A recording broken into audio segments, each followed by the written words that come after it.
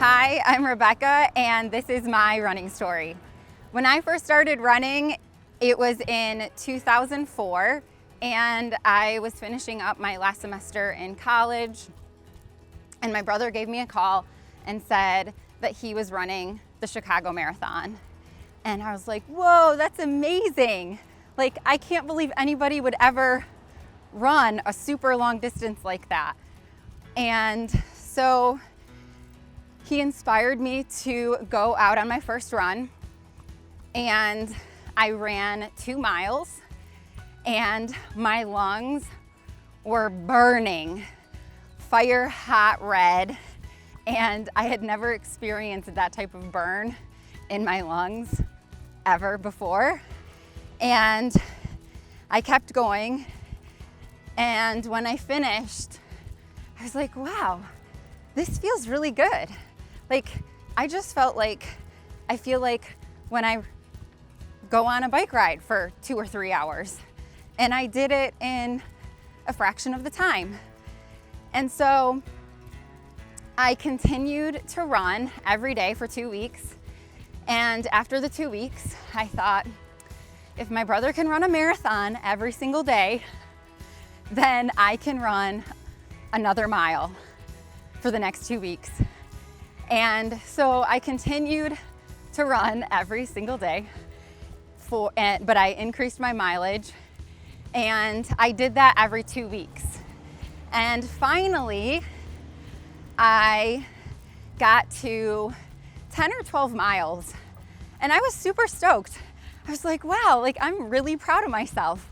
I can't believe I just ran for this long. And so when I was finished, I called my brother and I said, you wouldn't believe it, Tom. I just ran 10 or 12 miles. And he's like, wow, that's great. I ran 10 or 12 miles today. And so I was like, what?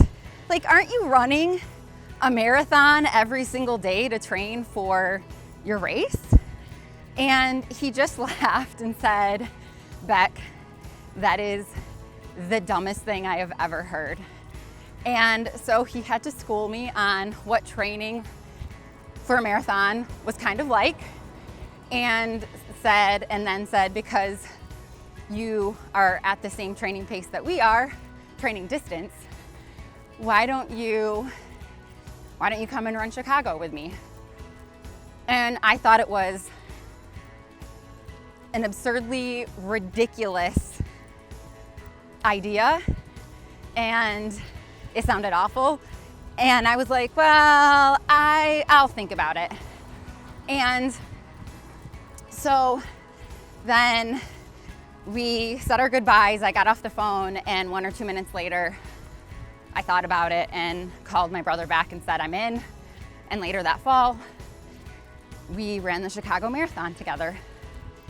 Afterwards, after the marathon, I was in a grocery store and I saw Runner's World magazine. And I went through and flipped through the pages, and then I read the entire magazine and found that there were 5Ks and 10Ks and half marathons and other distances that you could run before you hit that longer distance. So that was my running story of how I started running.